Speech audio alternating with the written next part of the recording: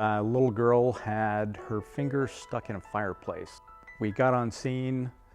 We found a Spanish-speaking family, quite upset. Her finger was just so swollen that there wasn't much that we could do. Our only option was to take a reciprocating saw and cut the corner of the fireplace off.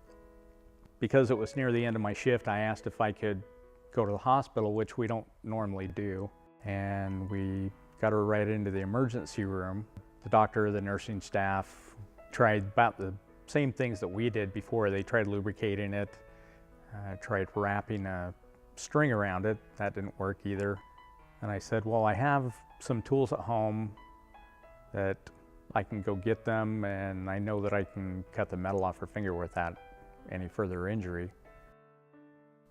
I didn't cut directly towards the finger. I just cut along the metal just as close as I could, and then made a couple other cuts just to relieve those, and then flipped her hand over and did the same thing on the other side. And we were able to bend it over, and her father pulled her finger right out, and everybody was happy. John obviously is a great example of a good individual that gives us his time and efforts freely for other people. That is exactly what our entire team does. Every single person that was on the scene was instrumental in the success of this. Definitely a team effort, but John was just a little above and beyond the rest of us that were there. It was absolutely his decision and comments and thoughts and ideas that really led to this positive outcome. Had we made a decision not to allow John to ride in the ambulance and continue through that, would have been a completely different outcome. I want to thank everyone that was there on the call to help us out. We couldn't have done it without them. We work well together.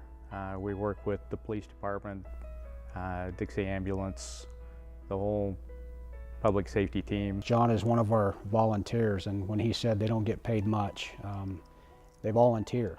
And if you think about an individual that works a full-time job and takes care of a family, but yet has the time and energy and the passion about giving something back to the community for very little or nothing, John is a great example of that. I don't consider myself a hero at all.